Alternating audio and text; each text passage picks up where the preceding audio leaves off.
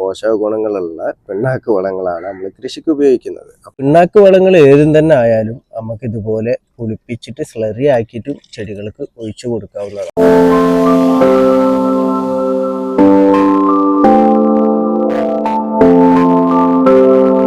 Hi, നമസ്കാരം. ഫാസിലാണ്. എൻ്റെ പുതിയ വീഡിയോയിലേക്ക് എല്ലാവർക്കും സ്വാഗതം. അപ്പോൾ ഞാനിന്ന് പറയാൻ പോകുന്നത് നമുക്ക് പിണ്ണാക്ക് വളങ്ങളെ കുറിച്ച് അറിയാലോ. അപ്പോൾ പിണ്ണാക്ക് വളങ്ങൾ പലതും ഉണ്ട്. അപ്പോൾ പിണ്ണാക്ക് വളങ്ങൾ നമ്മൾ ചെടികളെ വളർച്ചാ ഘട്ടത്തിലും അതേപോലെ കായ്ഫലം കിട്ടുന്ന ഘട്ടത്തിലും ഇനി കീടശല്യമുള്ള ഘട്ടങ്ങളിലൊക്കെ പിണ്ണാക്ക് വളങ്ങൾ എങ്ങനെയാണ് നൽകേണ്ടത്, അതിൻ്റെ ഗുണങ്ങൾ എന്തൊക്കെയാണെന്നുള്ള കാര്യങ്ങളെ കുറിച്ചാണ് ഇന്ന് ഞാൻ പറയാൻ വേണ്ടി പോകുന്നത്. അപ്പോൾ ഈ വീഡിയോയിൽ ഞാൻ പറഞ്ഞിട്ടുള്ള കാര്യങ്ങൾ പൂർണ്ണമായിട്ട് മനസ്സിലാക്കാൻ വേണ്ടിയിട്ട് എല്ലാവരും വീഡിയോ സ്കിപ്പ് ചെയ്യാതെ മുഴുവനായിട്ട് കാണാൻ വേണ്ടിയിട്ട് ശ്രമിക്കുക. അതുപോലെ തന്നെ എൻ്റെ ചാനൽ ഇതുവരെ സബ്സ്ക്രൈബ് ചെയ്യാത്തവരാണ് എന്നുണ്ടെങ്കിൽ എൻ്റെ കൂടുതൽ വീഡിയോ നിങ്ങളിലേക്ക് എത്താൻ വേണ്ടിയിട്ട് എൻ്റെ ചാനൽ സബ്സ്ക്രൈബ് ചെയ്യുക. അപ്പോൾ നമുക്ക് വീഡിയോയിലേക്ക് പോകാം. അപ്പോൾ നമ്മൾ കൃഷിക്ക് പ്രധാനമായിട്ടും ഉപയോഗിക്കുന്ന എണ്ണ ആട്ടിയെടുത്തിട്ടുള്ള പോഷക ഗുണങ്ങളുള്ള പിണ്ണാക്ക് വളങ്ങളാണ് നമ്മൾ കൃഷിക്ക് ഉപയോഗിക്കുന്നത്. അപ്പോൾ കടലപ്പിണ്ണാക്ക് നമ്മൾ ഉപയോഗിക്കും, അതേപോലെ തേങ്ങാ പിണ്ണാക്ക് ഉപയോഗിക്കും, വേപ്പിൻ പിണ്ണാക്കും ഉപയോഗിക്കും. അപ്പോൾ ഈ പിണ്ണാക്ക് വളങ്ങൾ നമുക്ക് രണ്ട് രീതിയിൽ നമുക്ക് കൊടുക്കാം. കാരണം ഒന്നാമത്തെ രീതി എന്ന് പറഞ്ഞാൽ പൊടി രൂപത്തിലാക്കി, ഇതിങ്ങനെ പൊടിച്ചിട്ട് പൊടി രൂപത്തിലാക്കിയിട്ട് ചെടിൻ്റെ ഇപ്പോൾ ഒരു ഗ്രോ ബാഗിനാണെന്നുണ്ടെങ്കിൽ ഒരു 50 ഗ്രാം എന്നുള്ള രൂപത്തിൽ നമ്മൾ പ്ലാന്റ് നടുന്ന ടൈമിൽ ഇട്ട് കൊടുക്കാം, മണ്ണിൽ ആദ്യം മിക്സ് ചെയ്തിട്ട്. ഇനി അല്ലാന്നുണ്ടെങ്കിൽ പിണ്ണാക്ക് വളങ്ങൾ ഏതും തന്നെ ആയാലും നമുക്ക് ഇതുപോലെ പുളിപ്പിച്ചിട്ട് സ്ലറി ആക്കിയിട്ടും ചെടികൾക്ക് ഒഴിച്ചു കൊടുക്കാവുന്നതാണ്. അപ്പോൾ എല്ലാതരം ചെടികൾക്കും നമുക്ക് ഇതുപോലെ സ്ലറി ആക്കിയിട്ട് നമുക്ക് ഒഴിച്ചു കൊടുക്കാം.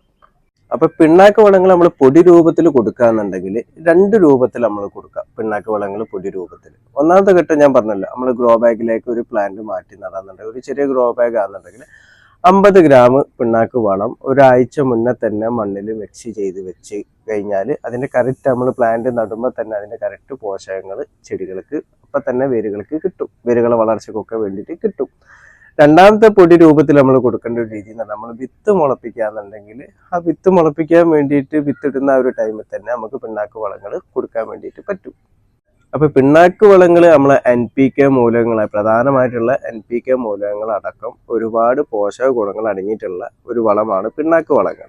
അപ്പോൾ നമ്മൾ മറ്റ് ജൈവ വളങ്ങളൊക്കെ നമ്മൾ ചെടികൾക്ക് ഇട്ട് കൊടുക്കുന്നുണ്ടല്ലോ. ഇപ്പോൾ ചാണകം അതേപോലെ കമ്പോസ്റ്റ് വളങ്ങളൊക്കെ നമ്മൾ ചെടിക്ക് ഇട്ട് കൊടുത്തു കഴിഞ്ഞാൽ ഈ ചെടികളെ വേരുകൾ അയച്ചാൽ മണ്ണിൽ ഇട്ട് കൊടുത്തു കഴിഞ്ഞാൽ ഈ ചെടികളെ വേരുകൾ അത് വലിച്ചെടുക്കാൻ വേണ്ടിയിട്ട്, ആ പോഷക ഗുണങ്ങൾ ചെടികൾക്ക് കിട്ടാൻ വേണ്ടിയിട്ട് 2 ആഴ്ച വരെ സമയമെടുക്കും. ആ നേരത്തെ നമ്മൾ പിണ്ണാക്ക് വളങ്ങളാണ് കൊടുക്കുന്നതെന്നുണ്ടെങ്കിൽ 7 ദിവസം മുതൽ 10 ദിവസത്തിനുള്ളിൽ തന്നെ ചെടികൾക്ക് ഈ പോഷക ഗുണങ്ങൾ വലിച്ചെടുക്കാൻ വേണ്ടിയിട്ട് പറ്റുന്നതാണ്. അപ്പോൾ ആദ്യം നമ്മൾ കടലപ്പിണ്ണാക്കിനെ കുറിച്ച് പറയാം. അപ്പോൾ കടലപ്പിണ്ണാക്കിൽ NPK വളങ്ങളായിട്ടുള്ള നൈട്രജൻ, ഫോസ്ഫറസ്, പൊട്ടാഷ്, അതുകൂടാതെ തന്നെ മറ്റു അനേകം ഉപമൂലകങ്ങളും കടലപ്പിണ്ണാക്കിൽ അടങ്ങിയിട്ടുണ്ട്. അപ്പോൾ ചെടികൾക്ക് വേണ്ട പ്രധാനപ്പെട്ട എല്ലാ പോഷക ഗുണങ്ങളും നമുക്ക് കടലപ്പിണ്ണാക്കിൽ നിന്ന് കിട്ടും. കടലപ്പിണ്ണാക്കിലെ നൈട്രജൻ റേഷ്യോ എന്ന് പറഞ്ഞാൽ 7%, അതുപോലെ ഫോസ്ഫറസ് 1.5%, പൊട്ടാഷ് 1.5%. അപ്പോൾ കടലപ്പിണ്ണാക്കിൽ കൂടുതലായിട്ട് അടങ്ങിയിട്ടുള്ള നൈട്രജൻ കണ്ടന്റ് ആണ് കൂടുതലായിട്ട് അടങ്ങിയിട്ടുള്ളത്. അപ്പോൾ കടലപ്പിണ്ണാക്ക് നമ്മൾ ചെടികളെ ആദ്യഘട്ടങ്ങളിലാണ് കൂടുതലായിട്ട് കൊടുത്തു വരിക. അത് പ്ലാന്റ് നമ്മൾ മാറ്റി നടുന്ന ഒരു ടൈമിലാണെങ്കിലോ അല്ലെങ്കിൽ വിത്ത് മുളപ്പിക്കുന്ന ടൈമിലോ, കാരണം നൈട്രജൻ ആണ് ചെടികളെ വളർച്ചയ്ക്ക് വേണ്ടിയിട്ടുള്ള പ്രധാന മൂലകം. അപ്പൊ നൈട്രജൻ കണ്ടന്റ് കൂടുതലായിട്ടുള്ള കടലപ്പിണ്ണാക്ക് നമ്മൾ കൊടുക്കുന്നത് ചെടികൾ ആദ്യഘട്ടങ്ങളിലൊക്കെയാണ് നമ്മൾ കൂടുതലായിട്ട് കൊടുക്കുന്നത്. കാരണം ചെടികൾ പൂക്കാനും അതേപോലെ കായ്ക്കാനുള്ള ഒരു ഘട്ടത്തിൽ നമുക്ക് നൈട്രജൻ കണ്ടന്റ് കൂടുതലായിട്ടുള്ള കടലപ്പിണ്ണാക്ക് കൊടുക്കേണ്ടതായിട്ട് ഇല്ല. അപ്പൊ കടലപ്പിണ്ണാക്ക് നമുക്ക് 2 രീതിയിൽ കൊടുക്കാൻ ഞാൻ നേരത്തെ പറഞ്ഞല്ലോ. മണ്ണിൽ പൊടി രൂപത്തിലാക്കിയിട്ട് മണ്ണിൽ ഇട്ട് കൊടുക്കാം, അതുപോലെ സ്ലറി രൂപത്തിലാക്കിയിട്ട് ആഴ്ചയിലൊരിക്കൽ സ്ലറി രൂപത്തിലാക്കിയിട്ട് നമുക്ക് ഒഴിച്ചു കൊടുക്കാം. പിന്നെ പച്ചക്കറി വള്ളി പോലെ പടർന്നു വലിക്കുന്ന പച്ചക്കറി കൃഷിക്കാണെന്നുണ്ടെങ്കിൽ ഈ കടലപ്പിണ്ണാക്ക് സ്ലറി നമുക്ക് എല്ലാ ടൈമിലും നമുക്ക് കൊടുക്കാം. പൂക്കുന്ന ടൈമിലാണെങ്കിൽ കായ്ക്കുന്ന ടൈമിലൊക്കെ നമുക്ക് കൊടുക്കാൻ വേണ്ടിയിട്ട് പറ്റും. കാരണം വളർച്ചയ്ക്ക് വളരെ ഗുണം ചെയ്യുന്ന ഒരു വളം കൂടി തന്നെയാണ് കടലപ്പിണ്ണാക്ക്. അപ്പൊ കടലപ്പിണ്ണാക്ക് നമുക്ക് സ്ലറി രൂപത്തിലാക്കാനാണെന്നുണ്ടെങ്കിൽ ഒരു 3 ദിവസം വരെ നമ്മൾ വെള്ളത്തിൽ കുതിർത്തിടണം, എന്നാലേ നമുക്ക് കടലപ്പിണ്ണാക്ക് സ്ലറി രൂപത്തിലാക്കിയിട്ട് ചെടികൾക്ക് കൊടുക്കാൻ വേണ്ടിയിട്ട് പറ്റുള്ളൂ. അപ്പൊ കടലപ്പിണ്ണാക്ക് നമ്മൾ ചെടികൾക്ക് കൊടുക്കേണ്ട ടൈം എന്ന് പറഞ്ഞാൽ ആദ്യഘട്ടത്തിലാണെന്നുണ്ടെങ്കിൽ ആഴ്ചയിൽ 1 തവണ എന്നുള്ള രൂപത്തിൽ നമുക്ക് കടലപ്പിണ്ണാക്ക് സ്ലറി രൂപത്തിലായിട്ട് ചെടികൾക്ക് ഒഴിച്ചു കൊടുക്കാം. ഇനി പൂവിട്ട് കായ്ക്കുന്ന ഒരു സ്റ്റേജ് ആണെന്നുണ്ടെങ്കിൽ നമ്മൾ കടലപ്പിണ്ണാക്ക് സ്ലറി ആക്കിയിട്ട് മാസത്തിൽ 1 തവണ നമ്മൾ ഒഴിച്ചു കൊടുത്താൽ മതി.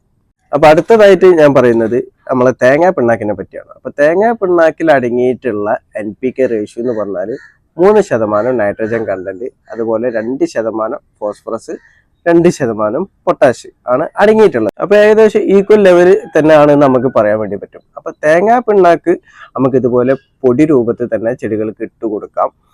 അതുപോലെ സ്ലറി ആക്കിയിട്ടും നമുക്ക് ഇട്ട് കൊടുക്കാം. അപ്പൊ തേങ്ങാ പിണ്ണാക്ക് സ്ലറി ആക്കാൻ വേണ്ടിയിട്ട് എന്ന് പറഞ്ഞാല് നമുക്ക് ഒരു 6 മണിക്കൂർ മുതൽ 24 മണിക്കൂർ വരെ മതി. കാരണം നമ്മൾ നേരത്തെ പറഞ്ഞു കടലപ്പിണ്ണാക്ക് സ്ലറി ആക്കാൻ വേണ്ടി 3 ദിവസം വെക്കണം. തേങ്ങാ പിണ്ണാക്ക് സ്ലറി ആക്കാൻ വേണ്ടി 24 മണിക്കൂർ വെച്ചാൽ മതി. സ്ലറി ആക്കിയിട്ട് നമുക്ക് ആഴ്ചയിൽ ഒരു തവണ ആയിട്ട് ഒഴിച്ചു കൊടുക്കാം.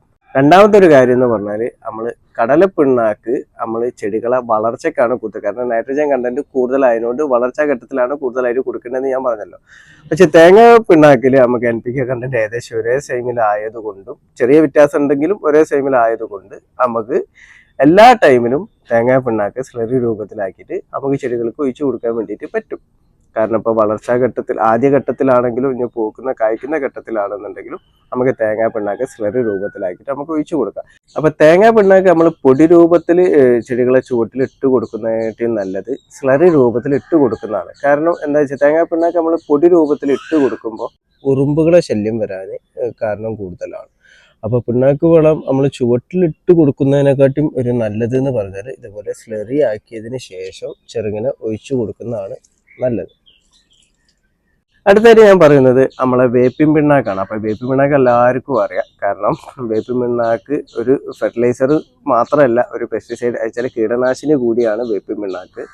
അപ്പൊ വേപ്പിൻ പിണ്ണാക്കിലുള്ള NPK റേഷ്യോ ഏകദേശം സമാസമാണ് വേപ്പിൻ പിണ്ണാക്കിലുള്ള NPK റേഷ്യോ. അപ്പൊ വേപ്പിൻ പിണ്ണാക്ക് നമുക്ക് സ്ലറി രൂപത്തിലാക്കിയിട്ട് ഒഴിച്ചു കൊടുക്കാം. അതേപോലെ പൗഡർ ആക്കിയിട്ടും നമുക്ക് ചുവട്ടിൽ ഇട്ട് കൊടുക്കാം. അപ്പൊ വേപ്പിൻ പിണ്ണാക്ക് നമുക്ക് സ്ലറി ആക്കാൻ വേണ്ടിയിട്ട് ഒരു 3 ദിവസം വെള്ളത്തിൽ കുതിർത്തിടണം. അത് വെച്ചാൽ കടലപ്പിണ്ണാക്ക് നമ്മൾ സ്ലറി ആക്കാൻ വേണ്ടിയിട്ട് എടുക്കുന്ന അതേ സമയം തന്നെ വേപ്പിൻ പിണ്ണാക്ക് സ്ലറി ആക്കാൻ വേണ്ടിയിട്ട് നമ്മൾ എടുക്കണം. അപ്പോൾ നമ്മളെ NPK റേഷ്യോ ഒരേപോലെ ആയതുകൊണ്ട് വേപ്പിൻ പിണ്ണാക്ക് ചെടികളെ എല്ലാ വളർച്ചാ ഘട്ടത്തിലും നമുക്ക് കൊടുക്കാൻ വേണ്ടിയിട്ട് പറ്റും. മണ്ണിലിട്ട് കൊടുക്കാൻ വെച്ചാലും അതേപോലെ സ്ലറി രൂപത്തിലാക്കിയിട്ടും നമുക്ക് ആഴ്ചയിലോ 2 ആഴ്ചയിലോ കൂടുമ്പോൾ വേപ്പിൻ പിണ്ണാക്ക് നമുക്ക് ചെടികൾക്ക് കൊടുക്കാൻ വേണ്ടി പറ്റും. അതുപോലെ തന്നെ മണ്ണിലൂടെ വരുന്ന കീടബാധകളായാലും അതേപോലെ മണ്ണിൽ മുട്ടയിട്ടിട്ട് വെച്ചിട്ടുള്ള പല കീടങ്ങളെ മുട്ടകളും കാര്യങ്ങളും അങ്ങനത്തെ ഒക്കെ ഉണ്ടാവും. അപ്പൊ അങ്ങനത്തെ ഒക്കെ നശിപ്പിക്കാൻ വേണ്ടിയിട്ട് നമുക്ക് ഈ വേപ്പിൻ പിണ്ണാക്ക് നമ്മൾ സ്ലറി രൂപത്തിലാക്കിയിട്ട് എല്ലാം മണ്ണിൽ ഇട്ട് കൊടുത്തു കഴിഞ്ഞാൽ അങ്ങനത്തെ കീടബാധകളൊക്കെ ചെടികൾക്ക് വരാതിരിക്കാൻ വേണ്ടിയിട്ട് പറ്റും. അതേപോലെ സ്ലറി ആക്കിയിട്ട് ഇലകളിൽ സ്പ്രേ ചെയ്ത് കൊടുത്താൽ ഇലകളിൽ വരുന്ന ചെറിയ കീടങ്ങൾ ആക്രമണമൊക്കെ നമുക്ക് ഇല്ലാതാക്കാൻ വേണ്ടി പറ്റും. കാരണം വേപ്പിൻ പിണ്ണാക്ക് ഒരു രൂക്ഷഗന്ധമുണ്ട്. അപ്പോൾ ഈ രൂക്ഷഗന്ധം കൊണ്ട് നമ്മളെ ഇലകളിലേക്കൊക്കെ വരുന്ന കീടങ്ങൾ ഇല്ലാതാക്കാൻ വേണ്ടിയിട്ടും നമുക്ക് പറ്റും.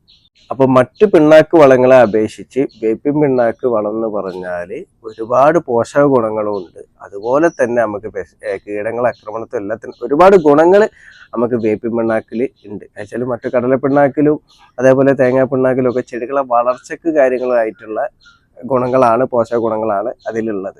അപ്പൊ വേപ്പിൻ പിണ്ണാക്കിൽ വളർച്ചയ്ക്ക് മാത്രമല്ല ചെടികളെ സംരക്ഷിക്കാനുള്ളതുമായിട്ടുള്ള എല്ലാ ഗുണങ്ങളും വേപ്പിൻ പിണ്ണാക്കിലുണ്ട്. അപ്പൊ വേപ്പിൻ പിണ്ണാക്ക് നമ്മൾ സ്ലറി രൂപത്തിലോ അല്ലെങ്കിൽ പൗഡർ രൂപത്തിലാണെങ്കിലും ചെടികൾക്ക് ഇട്ട് കൊടുക്കാൻ വേണ്ടിയിട്ട് ആരും മറക്കരുത്. അതെന്തായാലും നമ്മൾ നിർബന്ധമായിട്ട് നമ്മൾ കൊടുക്കേണ്ട ഒരു രീതി തന്നെയാണ് വേപ്പിൻ പിണ്ണാക്ക് വളം. അപ്പോൾ വീട്ടിൽ പച്ചക്കറി കൃഷി അതേപോലെ ഫ്രൂട്ട്സ് പ്ലാന്റ് അങ്ങനെ എല്ലാതരം കൃഷിക്കും ഒരുപോലെ കൊടുക്കാൻ പറ്റുന്ന, അതായത് വളർച്ചാ ഘട്ടത്തിൽ കൊടുക്കാൻ പറ്റുന്ന വളങ്ങളാണ് പിണ്ണാക്ക് വളങ്ങൾ. അപ്പോൾ മറ്റു പൈസ കൊടുത്ത് വലിയ രാസവളങ്ങൾ കൊടുക്കുന്നതിനായിട്ട് നല്ലത് ഇതുപോലത്തെ പിണ്ണാക്ക് വളങ്ങൾ. അത് എങ്ങനെയാണ് കൊടുക്കേണ്ട രീതി എന്നുള്ളത് മനസ്സിലാക്കിയതിന് ശേഷം സ്ലറി രൂപത്തിലായിട്ട് ചെടികൾക്ക് ഒഴിച്ചു കൊടുക്കുന്നതാണ് നല്ലത്. അപ്പോൾ എൻ്റെ വീഡിയോ ഇഷ്ടപ്പെട്ട ലൈക്ക് ചെയ്യുക. താങ്ക്